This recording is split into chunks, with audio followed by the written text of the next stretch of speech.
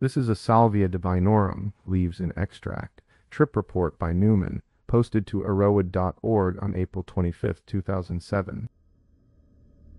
It was a quiet Saturday afternoon. The clock read about 2:30 in the afternoon when I arrived at my friend S's house. I carried 2 compact music CDs that a friend had given me. They were ambient recordings, slow and calm, the kind of sound that can sit in the background without demanding attention. I thought they might help keep the atmosphere gentle. When I stepped inside, the living room already felt warm. A small fire crackled in the fireplace, throwing orange light across the couch and the coffee table. I'd already lit a bundle of white sage and was moving it around the room, letting the smoke drift toward the ceiling. The scent of sage mixed with the faint smell of wood smoke, creating a clean, almost ritual feel. There were 3 of us in the room. Myself, S, and D. Owned a medium-sized brown dog that lay on a rug near the couch, ears perked as if it sensed something different about the day. We had a bag of loose-leaf salvia that came from the Oaxaca region. The bag was labeled as regular strength. Beside it, we kept a small pouch of 5x leaves, which are said to be 5 times more potent than the normal material. Finally, we had a bottle of salvia tincture that we had ordered from an online shop. The bottle was small, amber glass, with a dropper that fit snugly into the cap. Dee and I had both used many psychedelic substances over the years. We had tried LSD, psilocybin, mescaline, and a few other plant medicines. S had very little experience with anything like that. I had recently chewed a few small salvia leaves on my own, just to see what they felt like. The effect was subtle, a quiet focus that lasted a few minutes. That was the only direct salvia experience any of us had before that day. In the weeks leading up to the meeting, we each read a few articles and forum posts about salvia. We knew the basics. The leaf is usually smoked. The extract can be taken sublingually. The 5x leaf is much stronger. The experience can be very short but intense. We still did not have a clear plan for how we would use the material. After a few minutes of casual conversation, we decided simply to load a large bowl of the regular leaf and take big hits, seeing where that would take us. We flipped a small plastic button to decide who would go first. The button landed on D. He took the bowl, packed it with a generous amount of regular leaf, and inhaled deeply. The first draw was long, the smoke filling his lungs. Then he exhaled slowly. He repeated the process with a second, equally large hit. He settled back onto the couch, eyes half closed. I asked him if he felt anything. He said, "I do not think so." Yet a smile began to spread across his face, slow at first, then widening. The smile turned into a burst of laughter that seemed to come from deep inside him. The sound was contagious. S and I could not help but join in, laughing loudly, our bodies shaking with the sound. D tried to speak between laughs. "I cannot stop smiling," he said. "I cannot stop laughing." He also mentioned a strange sensation, a pin running horizontally along the inside of his mouth, as if a thin needle were pressed against his gums. The description was odd, but the laughter continued. The room felt lighter, as if the air itself had become buoyant. When it was my turn, I packed the bowl with the same amount of regular leaf, added a second layer of the same, and took the biggest hits I could manage. After the second hit, I felt a subtle shift. There was a faint buzz, a light awareness that something had changed, but it was not dramatic. I decided to take a few more large hits of the regular leaf, hoping to push the effect further. Each hit seemed to add a little more pressure, a little more tingling at the back of my throat, but still no breakthrough. I compared my experience to D's and felt that I was not as far along as he was.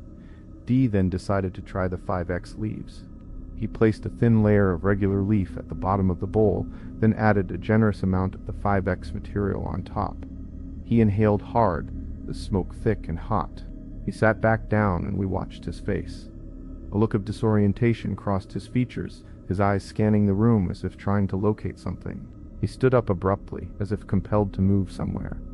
S and I reached out, gently grasped his arms, and guided him back onto the couch.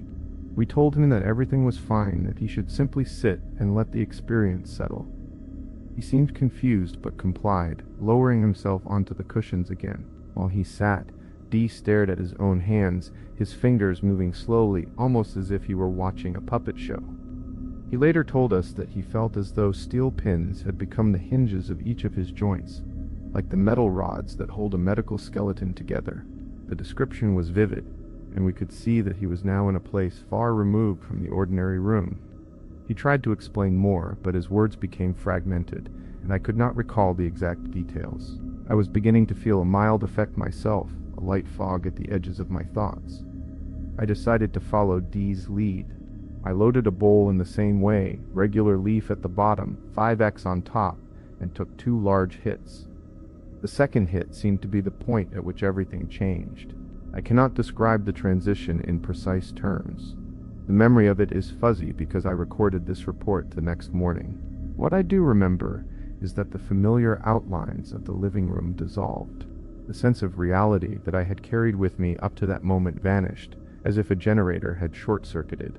A song by Steve Kilbey called "The Reality Generators Malfunctioned" seemed to echo in my mind, matching the feeling of my mental framework breaking down. I found myself sitting on the couch, but the couch felt both present and not present. I could see S, D, and the dog, but I could not place them in any relationship to myself.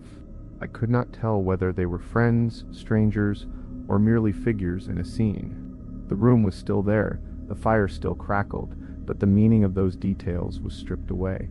My usual thoughts about work, family, and personal practice slipped out of reach. Brief flashes of those concepts appeared, then vanished like bubbles on water. When a thought about my martial arts training rose, it seemed absurd, as if it were a story I had heard in a movie. When a memory of a spouse or children surfaced, it felt like a distant echo, not a grounding anchor. There was a vague sense of urgency, a feeling that I needed to move, to go somewhere, but I did not know where. I imagined a car parked outside, but the idea did not feel useful. A small, almost childish thought emerged. Perhaps the only thing I could do was to try to be a good person, to be kind to others. That thought felt like a rudimentary rudder, something to hold on to as the sea of perception churned. I tried to focus on the dog, which seemed slightly uneasy, ears twitching at every sound. I also looked at the fish tank on the coffee table. The fish swam lazily, bubbles rising in the water, and for a moment I found a strange comfort in watching them. The bubbles moved in a simple, predictable way, and that simplicity was calming.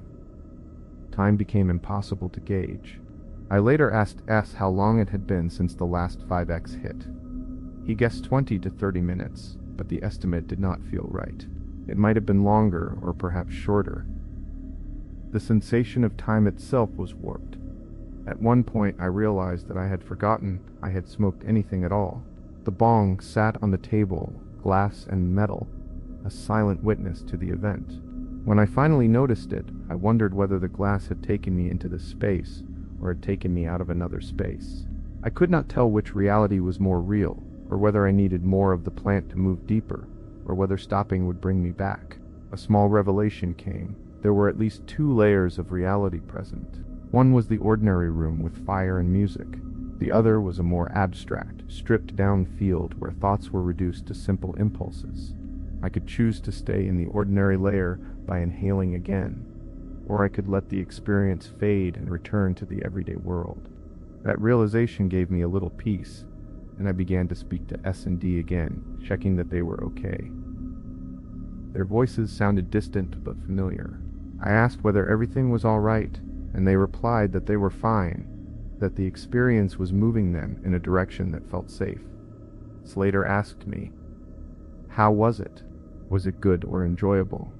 I answered, "Enjoyable is not a word that fits.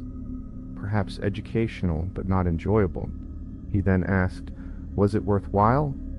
I said that I would need to think about that before answering. The conversation lingered, and I could feel the edges of the experience pulling back toward normalcy. After a while, S decided to try the tincture. He measured out 3 small drops, diluted them in a little water, and swallowed. He felt a slight buzz, a gentle lift, but nothing comparable to the smoke. He then tried a couple of hits of the regular leaf, spaced out more than we had done earlier, and 1 hit of the 5x. The effect seemed muted, perhaps because his body required a higher concentration to reach a threshold. He might be one of those people who need more material to break through, or perhaps his mind simply did not respond as strongly. About an hour after the first round, D felt ready to go again. He took another couple of hits of the 5X. Each time he seemed to re-enter the altered state more quickly, with less anxiety. However, each peak still prompted him to jump up from the couch, as if a compulsion to move somewhere else resurfaced. We gently reminded him that there was nowhere he needed to go, that it was safe to stay seated.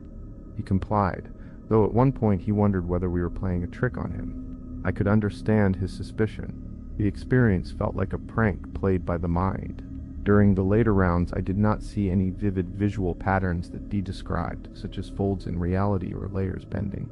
I did notice a subtle sense of space folding, feeling that the room could be both close and far at the same time. It was hard to put into words, but it was present. I took a few more hits of regular leaf, enough to keep the edge of the experience, but not so much that I lost awareness of the clock. I needed to be sober enough to drive home later that night, so I kept an eye on the time. Before the night ended, I reflected on a theme that had been on my mind in the weeks before the session. I had been thinking about how much of our everyday world is built from personal thought patterns, from conditioning, from memories. The Salvia experience seemed to strip those constructions away, leaving a bare sense of existence. It was not a philosophical lecture, but a direct feeling that the mind had peeled back its own scaffolding. I also sensed a vague connection between people, a sense that we are all floating in the same ocean, each of us trying to make sense of the currents. Those insights felt real, even if they were hard to articulate. Now that I have had some time to process, I can answer the question of whether the experience was worthwhile. It was worthwhile to the extent that it gave me observations that I can bring back into my ordinary life. It showed me how fragile my mental constructs are, how quickly they can dissolve. It reminded me that kindness can serve as a simple guide when everything else falls away.